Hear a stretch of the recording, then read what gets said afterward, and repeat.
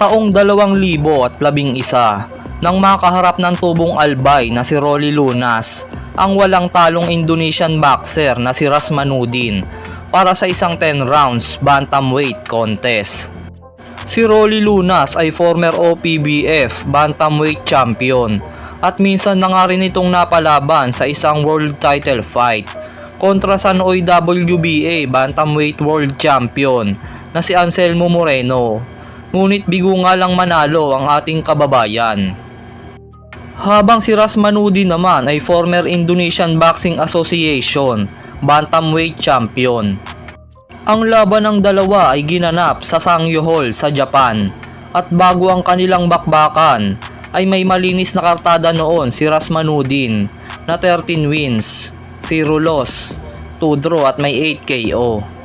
Bagamat walang talo ang Indonesian boxer, ay mas lamang naman sa boxing experience si Rolly Lunas na noon ay may kartadang 28 wins, 8 losses, 1 draw at may 15 KO.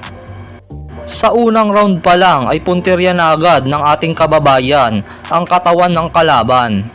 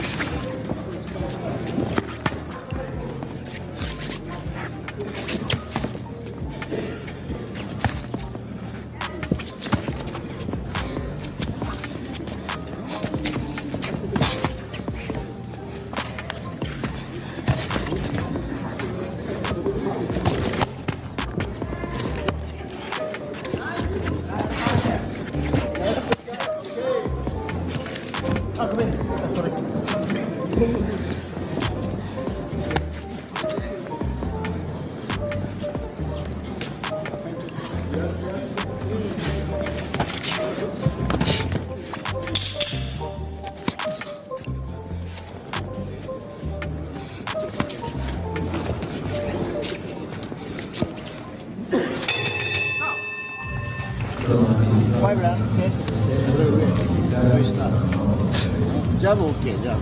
ジャブ OK。ボディはこれ。これ。はい。これ。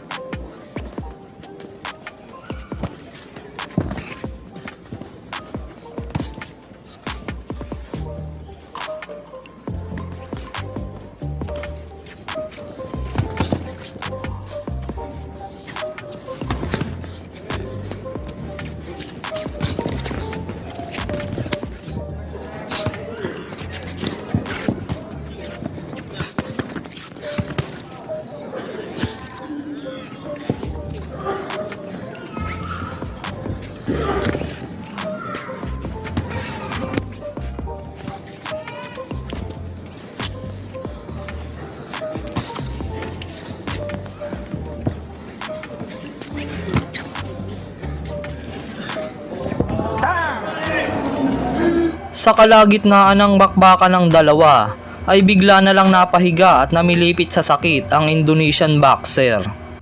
Marahil delay reaction nga ang nangyari dahil na din sa mga tinanggap nitong body shot.